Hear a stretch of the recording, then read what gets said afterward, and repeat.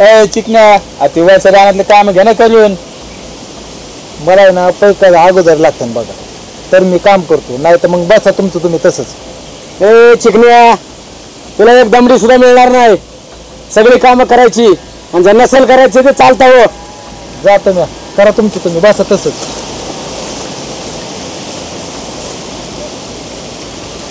माझले चाले. अरे असला माझ हो. आपलं सरकार काम करते तर करू द्या की. जर कामध्ये नाही उरकले ना तर थोडं सरकार आपल्याला सोडणार नाही बघा.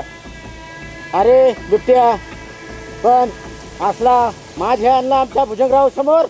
अहो कमी पैशात भेटते, करू द्या की काम त्याला. असं नाही जमणार. केव्हा तरी पैसे द्यायचे त्याला, आता दिले तर काय फरक पडणार. ए बिबट्या, आम्हाला सांगायची गरज नाही. बघा बाबा, माझं सांगायचं काम आहे. ते विष्णू पण नाही इथं, त्याच्या जागा हे आलाय, चांगलं काम करतंय, त्याला पैसे द्या. आता आमची पार तळपायाची आग मस्तकाला गेली. आता पाणी पार फुलावून चालय. ऐका माझं, द्या त्याला पैसे. नाही जमणार नाही अजिबात. परत ती गडी घेतात ना आपल्या त्याच्यासारखा. हे विष्णू पण गेलेला आहे. बिबट्या, तू म्हणतो ती बी खरंय. धरी पैसे काय म्हणतात ना, आडला नारायण धरी गाढवाचे पाय. नाही काम झालं तर थोरलं सरकार आपली चंपी करते. मला तसल्या माजुराचं तोंड सुद्धा बघायची इच्छा नाही. देऊन टाक त्याला पैसे, जा आणि समधी कामं सांग. पाहतो आता कुठे गेलाय की काय माहिती. किसना थांबी, कुठं चाललाय?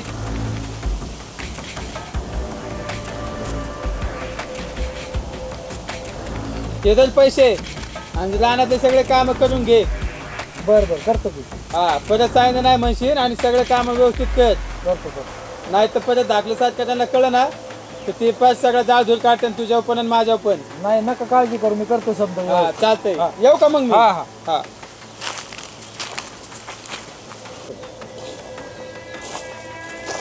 ए बिबट्या, काय म्हणलं ती गरीब माजूर? काय नाही, दिले त्याला पैसे आणि सगळे काम करायला लावल्यात. सगळे सांगले का व्यवस्थित? सांगितलं एकदम व्यवस्थित सांगितलं. काय काळजी करू नका आता तुम्ही. आता आमच्या पार डोक्यावरून चालेल. चल आता. काय काळजी नका करू, सांगितलं व्यवस्थित करा.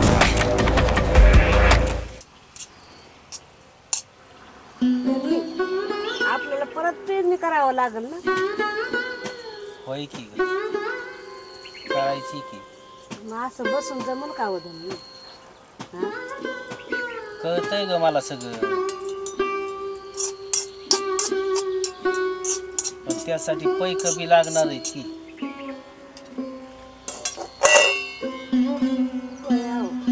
सावकाराला काही पडलं, पैसे काढून घेतले की उसनं वायर घेतले शाळेसाठी पोरांच्या.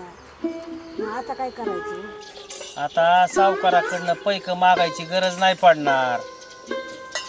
काय वदनी, तुम्हाला काय पेरणी बिंदी करायची नाही काय यंदा? अगं रखमा, तसं नाही. किसना कामाला लागलाय की. अहो धनी, ते आताच कामाला लागलाय, त्याच्यावर एवढा भार एकदम टाकून जमतंय बाई. अरे रखमा, मी त्याला काहीच नाही म्हणलं. तोच म्हणला मी आणतो पैक.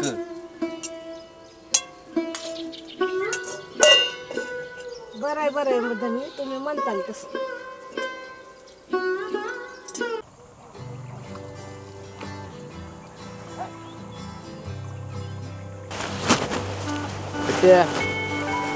सगळे कामं सांगितलीच नाही, गवत वगैरे काढायला. झाले सगळे कामं झाले.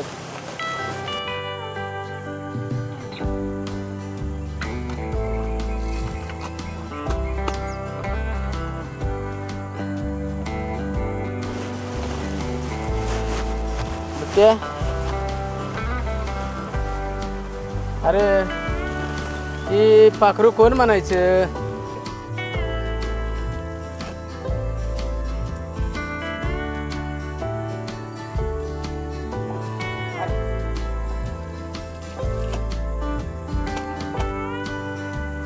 अहो ती शिल्पाची लेख आहे. आपल्या का बंगल्या होती की काम आधी?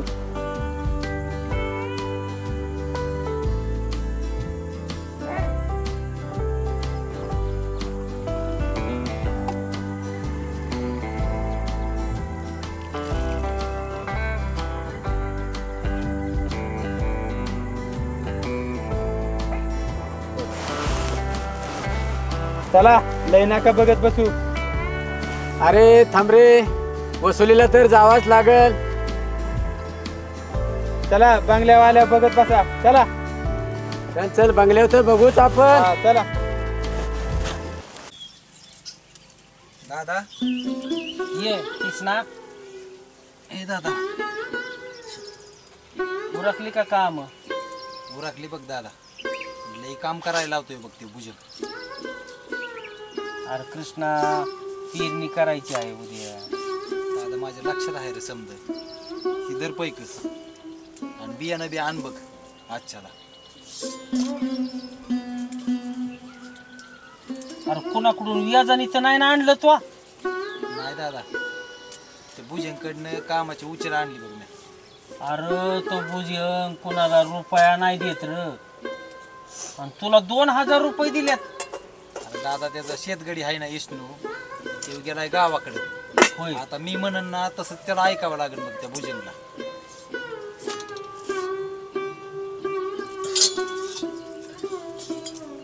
कृष्णा, त्या बारका धनी सावकारशी काय बाई बोलू नको. होय कृष्णा, काय बोलू नको बर का, ती लय मोठी माणसं आहे ती. दादा मी आता त्याला ठणकूनच सांगितलंय बघ, उचल असेल तर काम होईल, नाही तर मग बस तसाच. अरे तसं नाही बोलावा बाबा, पुढं ते आपल्याला अडचणीत आणते. त्यांची माफी माग बाबा. होय कृष्णा, ती माणसं लय बिरकी आहेत बघा. बरं बरं मागतो मी माफी दादा, नको काळजी करू. बरं तुम्ही दोघं बी भाकर खाऊन द्या. हा होय की रखमा, वाढ. मी भाकर खाऊन दिस माळायच्या आत मी बियाणं जाऊन आणतो, म्हणजे उद्या पेरणी करता येईल. हा दादा चला. पण मला सकाळी पेरणीला नाही जमायचं रे, मला सकाळ सकाळ कामाला जावं लागेल. जा की कामाला, मी रखमा जाऊन पेरणी करून घेतो. हा चालतंय दादा. वाढ. रखमा तुला नाही खायची का भाकर? खाते की मी अभि नंतर. घे कृष्णा घे.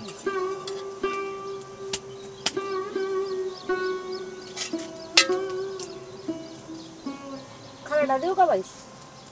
होय. यावंच.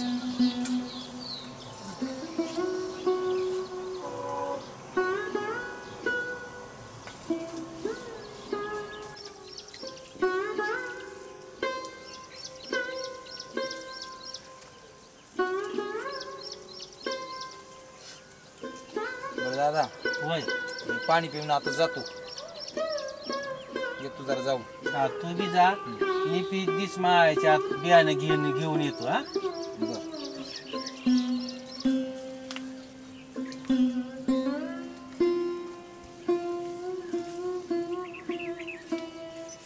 देऊ का भाकर? नको बाळ झालं.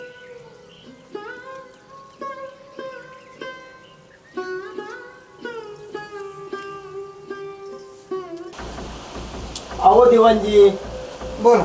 धाकटे सरकार कुठे गेलेत? अहो बिबट्याला घेऊन खाल्ल्या माळ्यामध्ये पाणी करण्यासाठी गेलेली. अहो त्यांना म्हणावं त्या खालच्या मळ्यापेक्षा वरच्या मळ्यात बी जाऊन पहा ना तिकडं. अहो आल्यानंतर सांगतोच त्यांना मी.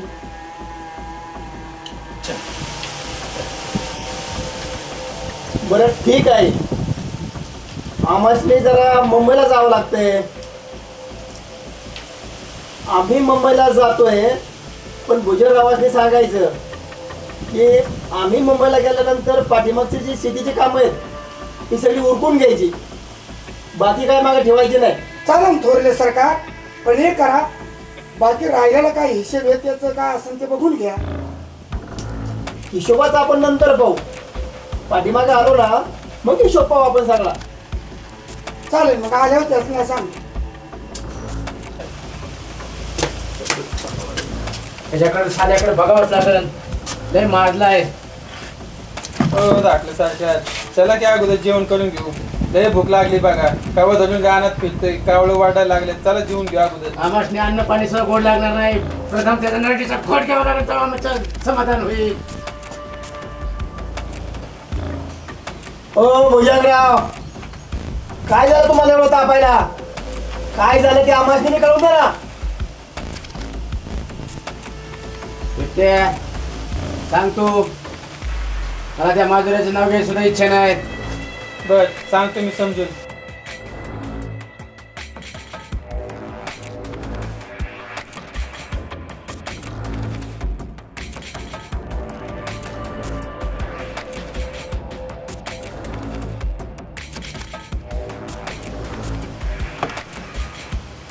असं वागून चालणार नाही भुजंगराव.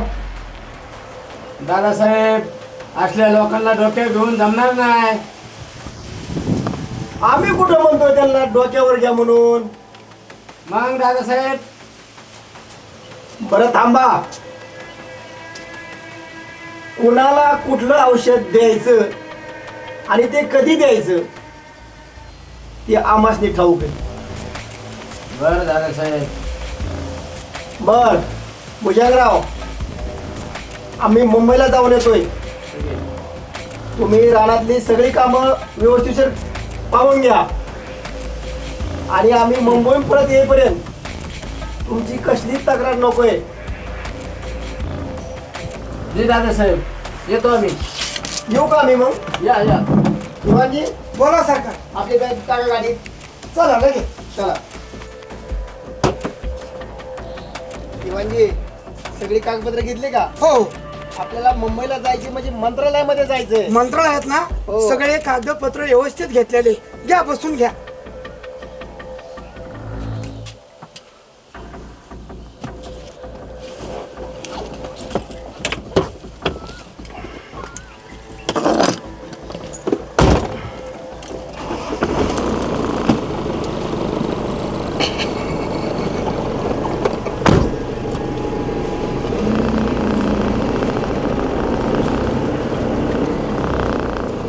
अण्णा, त्या दिवशी आई साहेबांनी 5,000 रुपये मदत केली ना?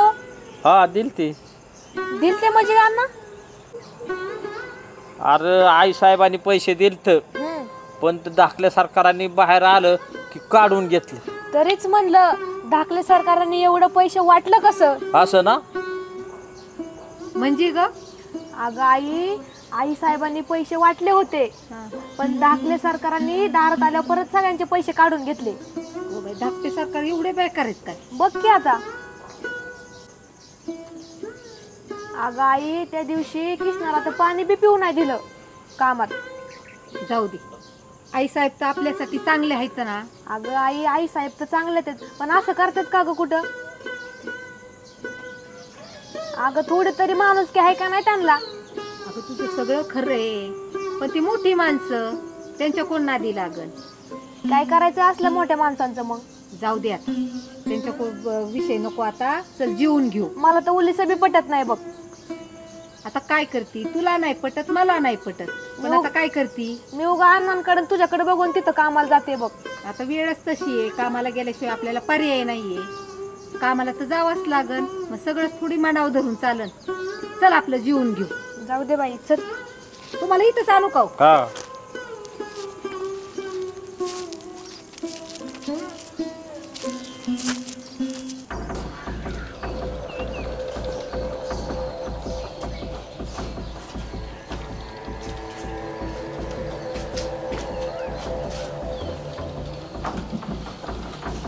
अहो थोरले सरकार, मुंबईचा दौरा किती छान वाटला, किती समाधान वाटले. मुख्यमंत्री साहेबांनी आपली काय व्यवस्था केली, काय ठेप केली त्यांनी आपली. कशी वाटली व्यवस्था ती? हो, काय ते हॉटेल, काय ते बंगले, कोणता पदार्थ काय खाऊ मला अजिबातच कळना. सरकार, तिथून पुढे आपण राणीचा भाग, मंबादेवी आणि ते पार विटीला जाऊन आपण दारव्याची पाहणी केली. काय त्या वड्या, आगबुटी, ते भाऊचा धक्का, भरपूर समाधान वाटली. आयुष्याचा पहिला वेळेस स्वर्ग दिसल्याने वाटलं. स्वर्ग खरं सरकार, अगदी समाधान झालं.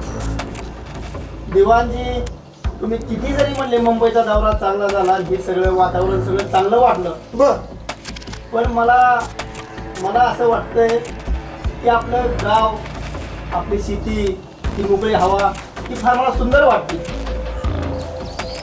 अहो सरकार तुमचं बरोबर आहे, पण मुंबईला आपण जे गेलो ते कशासाठी गेलो ते आम्हाला तुम्ही काहीच कळलं नाही. दिवाणजी, आमच्या नशिबात तर संसार हा नाहीच ना. पण दाखले सरकार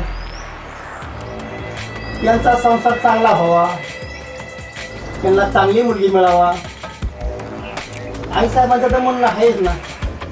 आईसाहेबांनी मनावर घेतलंच ना आता की भुजंगरावाचं लग्न झालं पाहिजे. त्या संदर्भात तर मी आलो होतो मुंबईसाठी. म्हणजे जमाजमीचा पलन होता का काय तुमचा? वा वा. म्हणजे धाकल्या सरकारांचं लग्न जमवायचं काय? हो, मुख्यमंत्री साहेबांची मुलगी होती, त्या संदर्भात चर्चा करण्यासाठी तर गेलो होतो ना आपण. अहो आम्हाला वाटलं जिल्ह्यात तालुक्याची काय अडचण असेल यासाठी गेलो, ही कल्पना वाटली आम्हाला. नमस्कार दादासाहेब. बघा, कसं काय झाला मुंबईचा दौरा? खूप सुंदर. पण देवाजी खर्च सुद्धा भरपूर झाला असेल. आता सरकार म्हणत नाही. अहो धाकटे सरकार, खर्चाचं सोडावं हो. मुख्यमंत्री साहेबांनी सगळा खर्च सगळं व्यवस्थित ठेपठाप केली आमची. हो काय यांच्या बसण्याची खुर्ची बापरे बापरे 25,000ची असेल खुर्ची. ठेप काय भरी तिथं हे. पण आता काय मुख्यमंत्री साहेबांनी सगळी ठेप ठेवली, काम होतं ते झालं का? हो, इथल्या कामाचं टेन्शन होतं आम्हाला. दादासाहेब इथली सुद्धा सर्व कामं उरकून टाकलीत आम्ही. एकदम बरोबर झालं. म्हणजे तुमची कुठलीच तक्रार आमच्याकडे आली नाही. दादासाहेब तुम्ही सांगूनच गेला होता, त्यामुळे सर्वांनीच काळजी घेतली. पण दादासाहेब अजून त्या कृष्णावरचा राग आमचा गेलेला नाही. तुम्ही सांगितलं गप्पा बसा म्हणून बसलोय आम्ही. अहो तुम्हाला वाटतं आम्ही गप्प बसलोय, पण आम्ही गप्प नाही बसलेलो. वाघाला जर शिकार करायची असेल तर त्याला 2 पावलं पाठीमागे यावंच लागतं. अहो दादासाहेब कवडीची किंमत नसणाऱ्या अशा लोकांचं कवर सहन करणार आम्ही? असं म्हणून चालणार नाही भुजंगराव.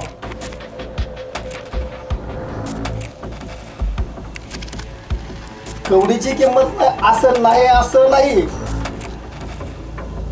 त्याच्याकडे लाख मोलाची सोनं पिकवणारी जमीन आहे त्याच्याकडं. अहो दादासाहेब इनमीन 1.5 एकर जमीन त्याचं काय ऐकून घ्यायचंय? अहो दाखले सरकार, त्याची 1.5 एकर जमीन रस्त्या लगत आहे, त्यातून कॅनल गेलाय. आणि त्या शेतीमध्ये जर आपला कारखाना उभा राहिला तर एकच नंबर.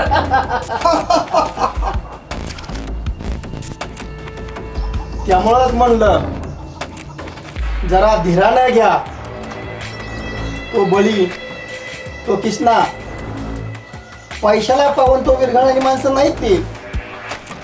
त्यासाठी आपणास जाळं विणावं लागतं. तसं असेल तर दादासाहेब आम्ही तुमच्या शब्दाच्या पुढे नाही.